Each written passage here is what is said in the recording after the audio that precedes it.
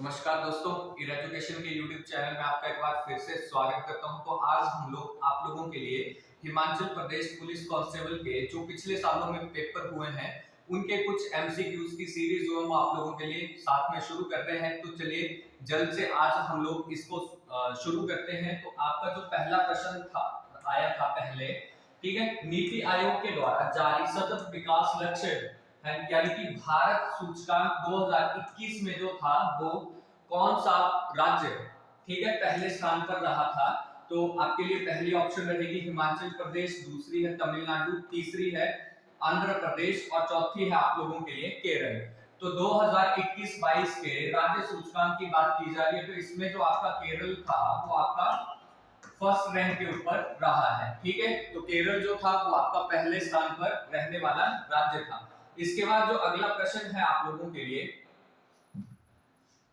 निम्नलिखित उदाहरण पर विचार कीजिए। 26 जनवरी 1950 को हम अंतर विरोधियों के जीवन में प्रवेश करने जा रहे हैं।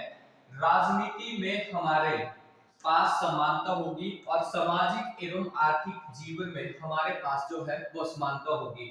तो निम्नलिखित में ये कथन जो था वो किसके द्वारा जो था वो कहा गया था जब आपका संविधान जो था वो उसका निर्माण किया जा रहा था।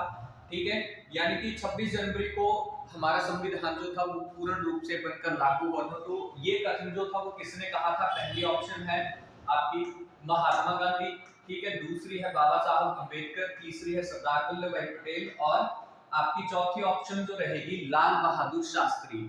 तो ये कथन जो था वो किसने कहा था? तो ये कथन जो था बाबा साहेब डॉक्टर भीमराव अंबेडकर जी ने ये कथन कहा था। चलिए अगला प्रश्न देखते हैं। भारत के राष्ट्रपति के चुनाव के लिए निर्वाचक मंडल में निम्नलिखित में से क्या शामिल है? जो आपका राष्ट्रपति है उसके चुनाव में जो है वो कौन कौन लोग जो है वो शामिल होते हैं? तो इसका आंसर जो है वो आप लोग जल्दी से कमेंट करेंगे कि कौन लोग जो है वो राष्ट्रपति के निर्वाचक मंडल में हिस्सा रहते हैं। तो पहला है ऑप्शन आपके लिए राज्यसभा के निर्वाचित सदस्य, दूसरा है राज्यसभा की विधानसभाओं के निर्वाचित सदस्य, इसके बाद है राज्य की विधान परिषदों के निर्वाचित सदस्य। ठीक है, तो आप लोगों को कमेंट करके बताना है कि कौन लोग जो है राष्ट्रपति के चुनाव में भागीदार रहते हैं। तो पहली ऑप्शन है आपके लिए 3 और 2, यहाँ पर 2 आएगी। ठीक है, इसके बाद है केवल 2 और 2, ठीक है, इसके बाद जो है केवल 2 और 3, इसके बाद है 1 और 2। तो इसका सही आंसर जो रहेगा आपका केवल आपकी डी ऑप्शन 1 और 2। ठीक है, तो राज्यसभा और राज्य विधान परिषदों के जो इलेक्टेड मेंबर है इसके चुनाव में सिर्फ ओनली आपके इलेक्टेड मेंबर जो है वो इसके निर्वाचक दल में शामिल होते हैं। इसके बाद जो नेक्स्ट क्वेश्चन रहेगा आपके लिए, हिमाचल प्रदेश का राज्य पक्षी क्या है? पहली ऑप्शन है मोनाल, दूसरी है पश्चिमी जुजुराना, तीसरी है हिमालयन बुलबुल और चौथी है आपकी ग्रेट बारबैक। तो हिमाचल प्रदेश का जो राज्य पक्षी है वो कौन है? जल्दी से आप लोग कमेंट करके बताएंगे। तो पहले जो था वो आपका मोनाल था, लेकिन अब जो है वेस्टर्न प्रकोगान यानी कि आपका जुजुराना। ठीक है, जुजुराना जो है हिमाचल प्रदेश का क्या है? राज्य पक्षी है। इसके बाद जो अगला है आप लोगों के लिए, निम्नलिखित में से कौन लोकसभा के उपाध्यक्ष के चुनाव की तारीख तय करता है? तो दोस्तों लोकसभा के उपाध्यक्ष की जो तारीख है चुनाव की वो कौन तय करेगा? तो पहली ऑप्शन है लोकसभा के महासचिव, दूसरी है लोकसभा के प्रोटेम स्पीकर, तीसरी है भारत के राष्ट्रपति, चौथी है लोकसभा अध्यक्ष। तो देखिए लोकसभा के उपाध्यक्ष के चुनाव की तारीख किसके द्वारा तय की जाती है? तो ये की जाती है लोकसभा के अध्यक्ष के द्वारा। इसके बाद जो नेक्स्ट क्वेश्चन रहेगा आप लोगों के लिए, हिमाचल प्रदेश में कोल बांध कौन सी नदी के ऊपर बनाया गया है? तो कौन सी नदी के ऊपर बनाया गया है आपने बताना है। रावी नदी, व्यास नदी, सतलुज नदी या फिर सेंज नदी। ठीक है, तो आपका कोल बांध जो है वो कौन सी नदी के ऊपर बनाया जा रहा है? सतलुज नदी के ऊपर जो है वो बनाया जा रहा है। ठीक है, इसके बाद जो नेक्स्ट क्वेश्चन है आपके लिए,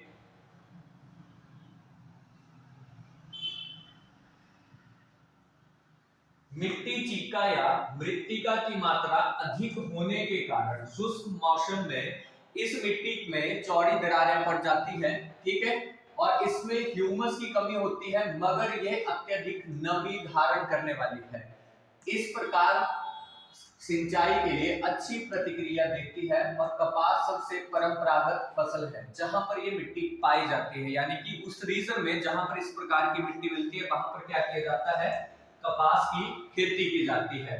और जहां ये मिट्टी पाई जाती है वहां मिट्टी का प्रकार पहचानना है कि कहां पर जो है वो आपकी ये वाली मिट्टी पाई जाती है, ठीक है।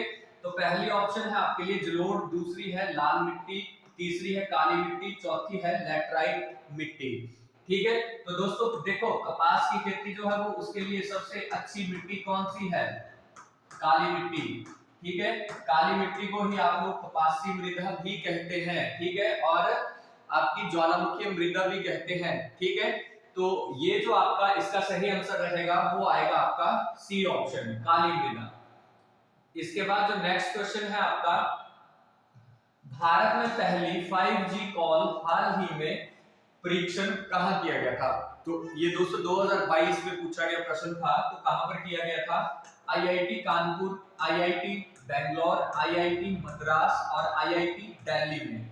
तो इसका सफल परीक्षण जो था वो 5G कॉल का कहां पर किया गया था? आईआईटी मद्रास में। इसके बाद अगला जो प्रश्न रहेगा आप लोगों के लिए, किसका उद्देश्य एक अतिरिक्त विकेंद्रीकृत वेब बनाना है जो उपयोगकर्ताओं को उनके डेटा और पहचान के नियंत्रण में जो है वो रखता है? पहला है वेब 2.0, वेब 5.0, वेब 3.0, वेब 4.0, ठीक है। तो इसका सही आंसर जो आएगा आपका वेब 3.0। इसके बाद जो अगला प्रश्न रहेगा आपके लिए, पराशर झील के किनारे बने मंदिर की स्थापत्य शैली कौन सी है? यानी कि कौन सी शैली में जो है वो आपका पराशर मंदिर जो है वो बना हुआ है, जो पराशर झील के किनारे कौन से जिले में स्थित है? मंडी में, ठीक है, मंडी में है। तो आपका पिरामिड के आकार का, नागर का, या पैगोडा का, या फिर शंकु के आकार का? तो कौन सा है ऋषि पराशर जी का मंदिर, कौन सी शैली में? पैगोडा शैली में जो है वो ये निर्मित है। इसके बाद जो नेक्स्ट क्वेश्चन है आप लोगों के लिए, ब्रिटिश सरकार के द्वारा क्रिप्स मिशन को वर्ष, मतलब यानी कि यहां पर आएगा किस वर्ष में भारत आने के लिए भेजा था? सबसे पहले 1946, 1935, 1942, 1939। तो कब आया था दोस्तों क्रिप्स मिशन भारत में?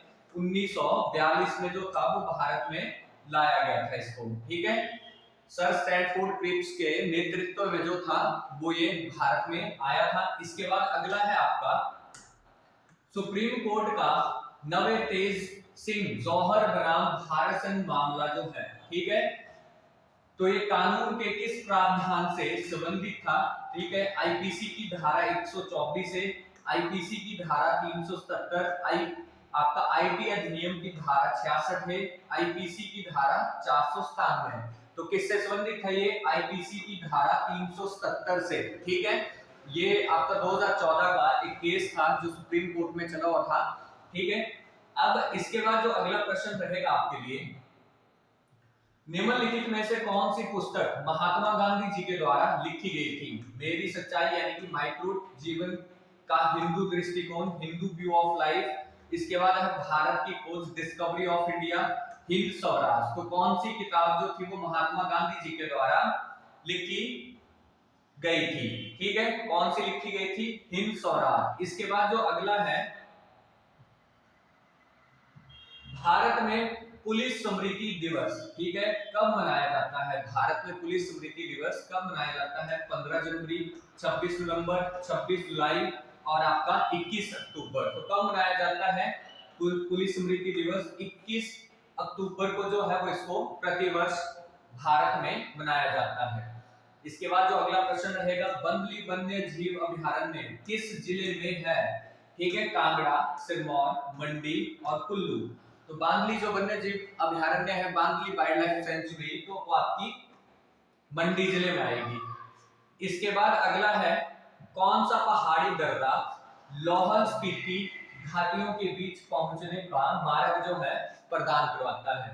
यानी कि आपका कौन सा पहाड़ी दर्रा लाहौल और स्पीति घाटियों के बीच पहुंच प्रदान करता है या मार्ग देता है। तो पहला है आपका कुंती, दूसरा है घुसूत्री, तीसरा है इंद्रहार और चौथा है कुंजुम दर्रा।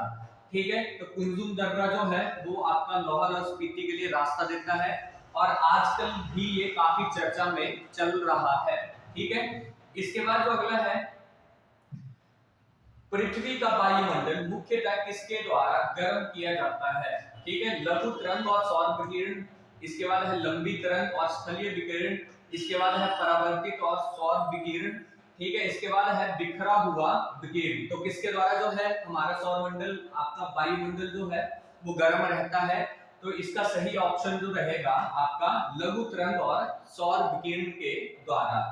इसके बाद जो अगला प्रश्न है आपके लिए, नगन बीज वाले लकड़ी के तनों वाले सदाबहार पौधे किस प्रकार वर्गीकृत किए जाते हैं? तो कैसे किए जाते हैं सदाबहार पौधों का क्लासिफिकेशन?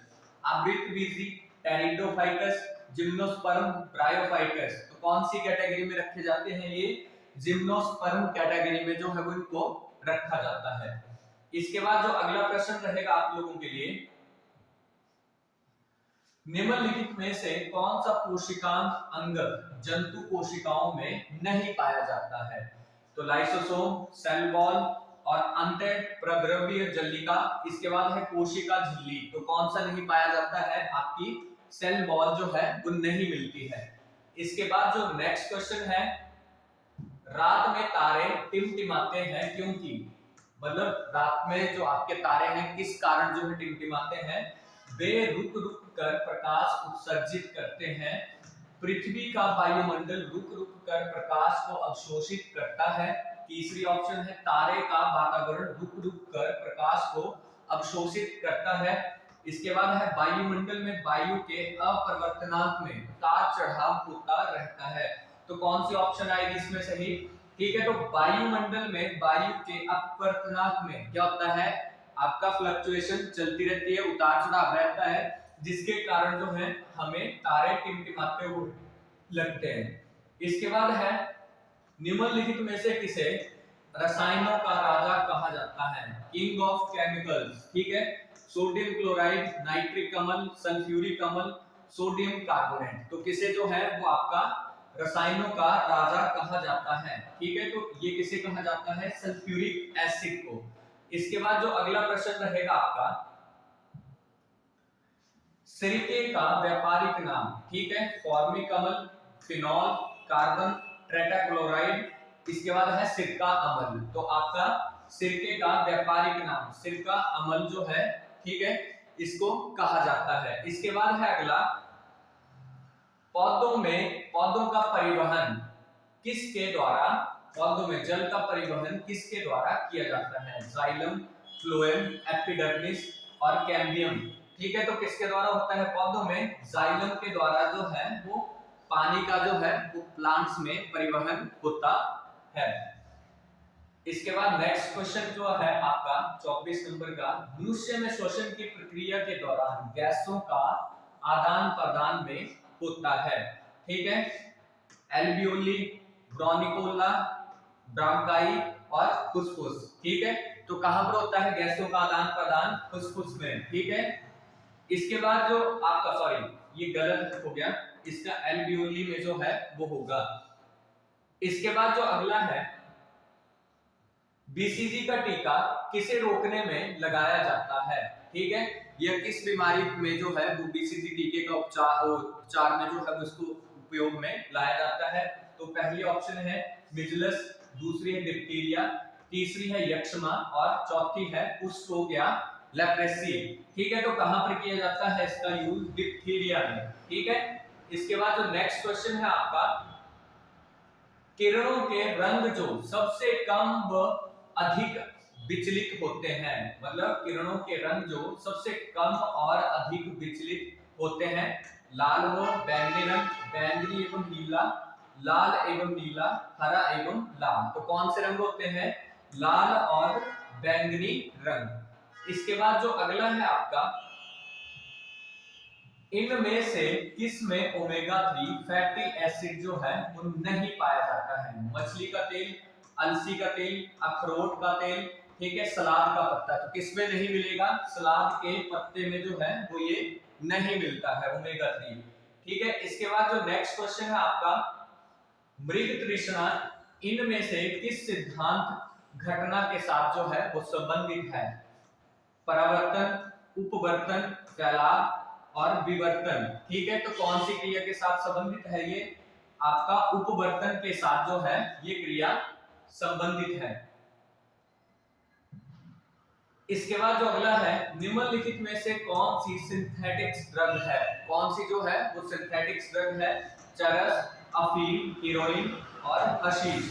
तो कौन सी है सिंथेटिक ड्रग जो है वो आपका हेरोइन। ठीक है, इसके बाद जो अगला प्रश्न रहेगा,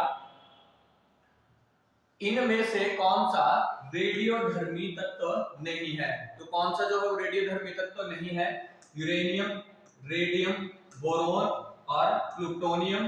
तो इसका सही आंसर जो रहेगा रेडियम। ठीक है, इसके बाद अगला है, किस तेल का उपयोग झाग प्लवनशीलता प्रक्रिया में होता है। ठीक है, आपका झाग प्लवनशीलता के लिए जो है किया जाता है, सबसे पहले ऑप्शन है नारियल का तेल, दूसरी है जैतून तेल, तीसरी है चीड़ का तेल, चौथी है मिट्टी का तेल। तो किसका किया जाता है, चीड़ का तेल, है ना। इसके बाद जो अगला है आपका, साल्मोनेला टाइफी जीवाणु कौन सी प्राण घातक बीमारी के लिए जिम्मेदार है, किस बीमारी के लिए जो है वो ये आपका साल्मोनेला जो वायरस है, ठीक है, उसके लिए बैक्टीरिया उसके लिए रिस्पॉन्सिबल है ये टेटनस, आपका त्रिचिनोसिस, इसके बाद है यक्ष्मा, इसके बाद है आपका आंतरज्वर। तो किसके लिए जिम्मेदार है ये, आपका आंतरज्वर के लिए। ठीक है, इसके बाद जो अगला है, अगर एवरेस्ट का संबंध हिमालय से है तो माउंट आबू का संबंध जो है वो किससे होगा। ठीक है, यानी कि ये पूछा जा रहा है कि माउंट आबू जो है वो कहां पर स्थित है। ठीक है, विंध्याचल रेंज, नीलगिरी पहाड़ियां है ये, अरावली, या इनमें से कोई नहीं। तो कहां पर आता है ये, अरावली रीजन में जो है वो आता है। कहां पर है, आपका राजस्थान में। इसके बाद जो अगला प्रश्न रहेगा आप लोगों के लिए, लार्जी विद्युत परियोजना किस नदी पर बनाई गई है, कौन सी नदी के ऊपर जो है वो आपकी लार्जी जल विद्युत परियोजना बनाई गई है। पहली ऑप्शन पार्वती, दूसरी है बनेर, तीसरी है बसपा, चौथी है ब्यास नदी। ठीक है, तो कौन सी के ऊपर बनाई गई है ये, ब्यास नदी के ऊपर जो है वो लार्जी जल विद्युत परियोजना बनाई गई है। इसके बाद अगला है, पहाड़ों की वाराणसी अथवा छोटी काशी में कौन सा सांस्कृतिक उत्सव मनाया जाता है, यानी कि मंडी में कौन सा सांस्कृतिक उत्सव आपका प्रतिवर्ष मनाया जाता है। पहली ऑप्शन है महाशिवरात्रि, दूसरी है लोसर, तीसरी है साजो, उसके बाद डी है डुंगरी। ठीक है, तो कहां, आपके मंडी में जो है वो शिवरात्रि मनाई जाती है। इसके बाद जो अगला प्रश्न रहेगा आपके लिए, वर्तमान में समाचारों में वर्णित ई दाखिल पोर्टल जो है वो किस क्षेत्र से संबंधित है, शिक्षक अधिकार से, उपभोक्ता, ठीक है, इसके बाद है जीवन प्रमाण पत्र से, और चौथा है आपका आयकर से। तो किससे है, आपका उपभोक्ता, कंज्यूमर कंप्लेंट से। ठीक है, इसके बाद जो अगला प्रश्न रहेगा आप लोगों के लिए, राज्यसभा के सदस्य प्रत्येक 2 वर्ष की अवधि के उपरांत अंश के मुताबिक सेवानिवृत्त हो जाते हैं। तो ये पूछा जा रहा है कि कितने सदस्य जो है हर 2 वर्ष के बाद राज्यसभा से रिटायर कर दिए जाते हैं। तो यानी कि 3/3 आपका, फिर इसके बाद है 1/2, या फिर आपका 1/3, या 1/3, या फिर आपका 1/6। ठीक है, तो कितने सदस्य जो हम रिटायर कर दिए जाते हैं, 1/3 सदस्य जो हैं वो आपके राज्यसभा से रिटायर किए जाते हैं प्रतिवर्ष। ठीक है, इसके बाद जो अगला है आपका, निम्नलिखित में से भारत के कौन से राज्य में कोयले के सबसे बड़े भंडार मौजूद हैं। ठीक है, तो पहला है आपका आंध्र प्रदेश, दूसरा है पश्चिम बंगाल, तीसरा है झारखंड, चौथा है आपका मध्य प्रदेश। तो कौन से राज्य में जो है तो सबसे अधिक कोयले के भंडार पाए जाते हैं। तो देखिए, सबसे ज्यादा जो भंडार है कोयले के रिजर्व आपके झारखंड में मिलते हैं। इसके बाद जो अगला प्रश्न रहेगा, किस प्रकार की मिट्टी भारत की अधिकतर नदी घाटियों व तटीय मैदानों में पाई जाती है? जलोढ़, काली मृदा, लैटराइट मृदा, लाल मृदा। तो कौन सी मिलती है आपकी नदी घाटियों में? जलोढ़ मृदा, ठीक है। अनुवाली सॉइल जो है वो ये मिलती है, ठीक है, जिसे आप लोग कछारी मृदा के नाम से भी जानते हैं। इसके बाद है अगला, निम्नलिखित में से कौन सी नदियां हिमाचल प्रदेश के पर्वतों से निकलती हैं? पहली ऑप्शन है ब्यास, रावी और चिनाब, रावी, चिनाब और झेलम, सतलुज, ब्यास और रावी। इसके बाद है सतलुज, रावी और झेलम, ठीक है। तो इसमें पूछा गया कि हिमाचल प्रदेश के पर्वतों से निकलती है। अब सतलुज कहां से निकलती है आपकी? तिब्बत चीन से, ठीक है। झेलम जो है वो आपके उधर जम्मू कश्मीर में, तो ये ऑप्शन नहीं आएंगी। तो इसके लिए सही ऑप्शन ब्यास, रावी और चिनाब। इसके बाद जो अगला प्रश्न है, किस राज्य में मॉनसून सर्वप्रथम पहुंचता है? तो सबसे पहली ऑप्शन है असम, दूसरी है महाराष्ट्र, तीसरी है केरल, चौथी है हिमाचल प्रदेश। तो देखिए हिमाचल में तो सबसे लास्ट में पहुंचेगा ये, है ना। तो इसके लिए सही ऑप्शन जो है वो केरला में पहुंचेगा ये, देखिए, ठीक है। जो आपका केरल है यहाँ पर, तो इस साइड से जब मॉनसून आएगा तो पहले इन्हीं राज्यों में जो है ये प्रवेश करेगा। इसके बाद जो अगला है, जलियांवाला बाग हत्याकांड किस त्योहार के दिन घटित हुआ था? दीपावली, बैसाखी, लोहड़ी या आपका होली। तो कौन सी आपके त्योहार वाले दिन जो था वो घटित हुआ था? तो ये बैसाखी वाले दिन जो था वो घटित हुआ था, ठीक है। और जलियांवाला हत्याकांड जो था, इसी में एक और चीज बता देता हूँ कि इसमें जो था वो 1919 में भारत में पहली बार जो था वो आपका मार्शल लॉ लगा था, ठीक है। अभी तक 1947 के बाद जो है आज दिन तक मार्शल लॉ भारत में कभी भी नहीं लगा है, सिर्फ एक बार, वो भी आजादी से पहले। इसके बाद अगला है, किस आंदोलन को अगस्त आंदोलन या क्रांति के नाम से जाना जाता है? असहयोग आंदोलन, खिलाफत आंदोलन, या फिर आपका स्वदेशी आंदोलन, या फिर भारत छोड़ो आंदोलन। तो देखिए आपका भारत छोड़ो आंदोलन को जो है वो अगस्त आंदोलन के नाम से भी जाना जाता है। इसके बाद है अगला, असहयोग आंदोलन को किस वर्ष निलंबित कर दिया गया था? पहले ऑप्शन है 1922, 1929, 1921, 1927। तो कब किया गया था?